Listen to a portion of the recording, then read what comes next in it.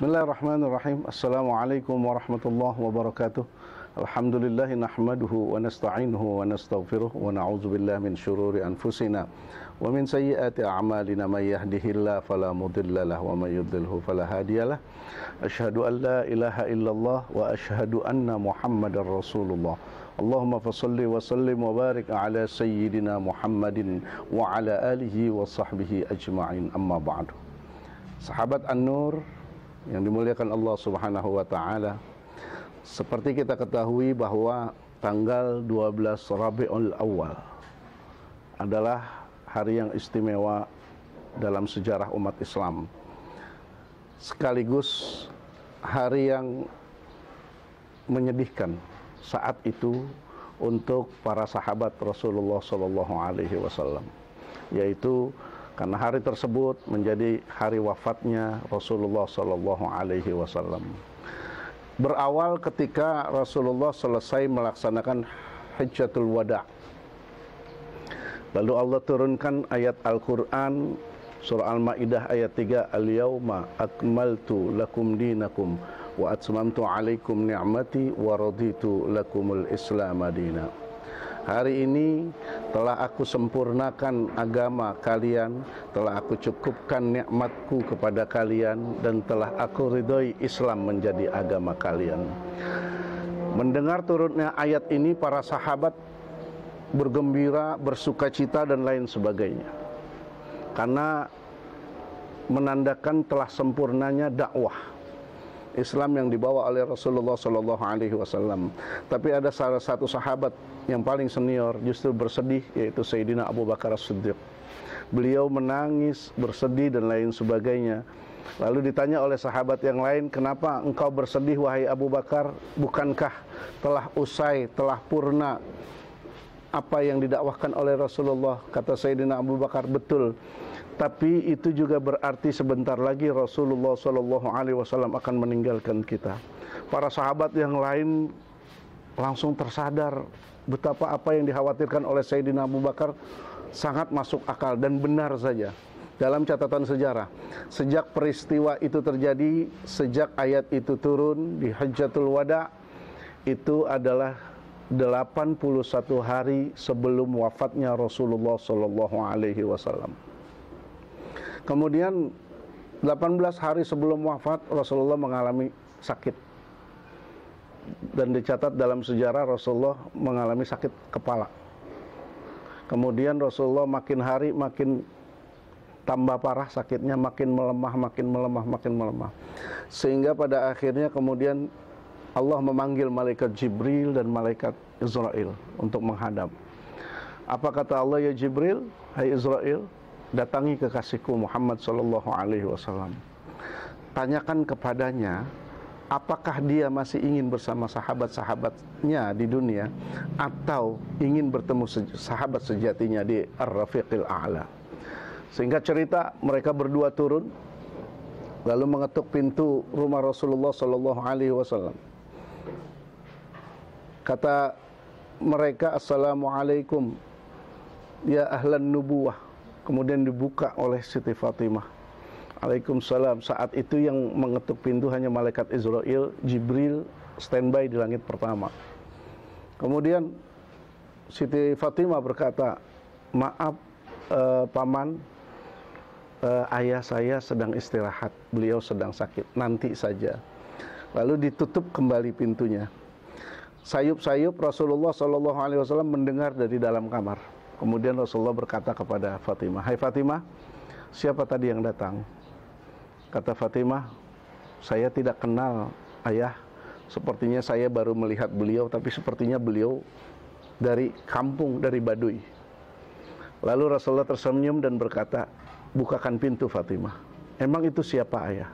Lalu Rasulullah berkata, "Dialah sang pemutus kenikmatan, malaikat Israel." Langsung seketika Siti Fatimah menangis, sedih, sangat sedih. Dipersilahkan masuk malaikat Israel. Rasulullah bertanya, "Kenapa engkau sendiri? Jibril mana?" Kata malaikat Israel, "Jibril di langit pertama ya Rasulullah." Kata Rasulullah, "Panggil, suruh turun." Turunlah akhirnya Jibril. Lalu Rasulullah menanyakan mereka berdua, apa maksud kedatangannya? Ada apa kalian kemari hari ini? Ingin bersilaturahmi, berziarah, atau ingin melaksanakan tugas? Lalu dengan rasa sungkan, mereka kemudian memberanikan bicara kepada Rasulullah, ya Rasulullah, kami diutus oleh Allah untuk menanyakan kepada engkau, apakah engkau masih ingin bersama sahabat-sahabatmu di sini, atau engkau ingin bertemu dengan sahabat sejatimu di Ar-Rafiqil A'la? Lalu Rasulullah Shallallahu Alaihi Wasallam menjawab dengan lantang, aku ingin bertemu sahabat sejatiku di Ar-Rafiqil A'la. Tapi aku ingin bertanya satu hal, Jibril. Katakan ya Rasulullah, kata malaikat Jibril. Lalu Rasulullah Shallallahu Alaihi Wasallam bertanya, bagaimana umatku setelah aku wafat? Apa hakku ketika aku wafat? Lalu malaikat Jibril berkata, ya Rasulullah, ketahuilah pintu neraka sudah ditutup rapat-rapat, pintu surga dibuka lebar-lebar, bidadari menunggu kedatanganmu.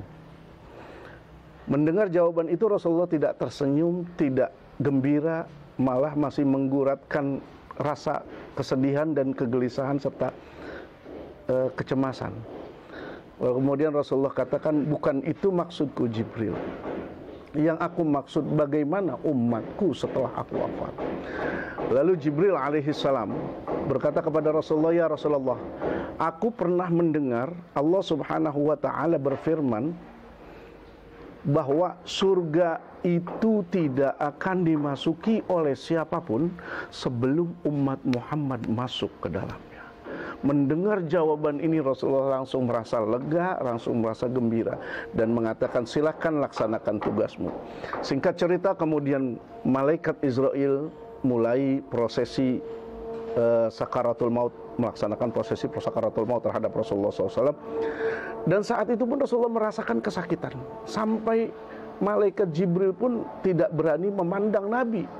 Kemudian Rasulullah sampai berkata, ya Jibril, kenapa engkau tidak mau melihatku? Kenapa engkau membuang muka? Kata Jibril, ya Rasulullah, siapa sih yang tega melihat kekasih Allah sedang merasakan sakitnya sakaratul maut? Kemudian Rasulullah SAW pun berkata kepada malaikat Israel, hai Israel, ternyata begini sakitnya sakaratul maut. Iya, ya Rasulullah, padahal aku menggunakan cara yang paling halus yang belum pernah aku lakukan terhadap makhluk manapun, seperti menarik sehelai rambut dari dalam tepung. Lalu Rasulullah SAW berdoa kepada Allah, ya Allah, andai memang begini sakitnya sakaratul maut, tolong timpakan semua sakitnya sakaratul maut umatku sekarang, aku yang tanggung. Sallallahu ala Muhammad. Beliau tidak minta ringankan, beliau tidak minta kurangi sakitnya, malah beliau minta agar beliau bisa menanggung sakitnya semua sakaratul maut umatnya. Tapi sayangnya permintaan beliau tidak sepenuhnya dipenuhi oleh Allah. Allah kemudian berkata, hai Muhammad, saat ini tanggunglah separuh dari sakitnya sakaratul maut umat. Bayangkan begitu hebatnya cintanya beliau kepada kita. Bahkan sakitnya sakaratul maut kita saja sudah ditanggung oleh Rasulullah Sallallahu Alaihi Wasallam. Kemudian ketika sudah mulai melemah, ketika sudah mulai hampir habis, hampir selesai, roh beliau keluar dari jasad. Beliau mengisyaratkan, memanggil Sayyidina Ali untuk mendekatkan telinganya ke mulut beliau yang masih bisa berbicara walaupun dengan suara yang sudah sangat lemah. Dan beliau berpesan kepada Sayyidina Ali dan kita semua. Dan ini pesan terakhir Rasulullah. Beliau katakan, usikum bis salat wa ma malakat aimanukum. Hai Ali, aku wasiatkan kepada kalian untuk menjaga sholat dan juga untuk berbuat baik terhadap orang-orang yang menjadi tanggungan kalian, alias menjaga amanah. Lalu kalimat terakhir beliau mengucapkan, ummati, ummati, ummati. Umatku, umatku, umatku. Subhanallah, Masya Allah. Betapa sangat hebat cinta beliau. Beliau tidak memikirkan, tidak memanggil Aisyah, tidak memanggil Fatimah, tidak memanggil sahabat-sahabat yang lain. Yang beliau serukan adalah umatku, umatku, umatku. Kemudian Siti Aisyah berdiri di samping makam Rasulullah sallallahu alaihi wasallam lalu menguntaikan syair-syair yang begitu indah. Beliau katakan, "Ya man lam yalbasil harir." Wahai manusia yang sepanjang hidupnya tidak pernah menggunakan pakaian yang bagus. Rasulullah itu punya pakaian yang sederhana, kasar, bahkan ada tambalannya dan lain sebagainya. Wa ya man lam yanam 'alal furushil wasir. Wahai manusia yang sepanjang hidupnya tidak pernah tidur di atas kasur yang empuk. Siti Aisyah pernah meriwayatkan bahwa Rasulullah kalau tidur beralaskan tikar, sehingga kalau bangun tidur nih pipi sebelah kanannya ngejeplak tikar. Bantalnya dengan pelepah korma. Wa ya man kharaja minad dunya wa lam yashba' batnuhu khubzus syair. Wahai manusia yang sampai akhir hayatnya perutnya tidak pernah terisi dengan kenyang, dengan makanan, roti, gandum dan lain sebagainya. Rasulullah itu kalau makan tidak sampai kenyang. Kemudian wa ya man lam yanam wa ya man ikhtara al-hasir 'ala as-sarir. Wahai manusia yang lebih memilih bersimpu di atas sajadah ketimbang enak-enakan tidur. Wa ya man lam yanam tulal layali min khawfis sa'ir. Dan wahai manusia yang tidak tidur sepanjang malam. Untuk apa? Beliau begadang. Untuk apa? Ibadah. Karena apa? Beliau takut dengan api neraka. Betapa hebat, betapa mulia pribadi dan akhlak Rasulullah sallallahu alaihi wasallam. Allahumma shalli wa sallim wa barik ala sayyidina Muhammad. Mudah-mudahan kita semua dapat meneladani beliau, dapat mengikuti akhlak beliau dan dapat menjadikan beliau sebagai role model utama dalam kehidupan kita. Insyaallah kita selamat dunia dan akhirat. Amin ya rabbal alamin. Wallahul muwaffiq ila aqwamit thoriq.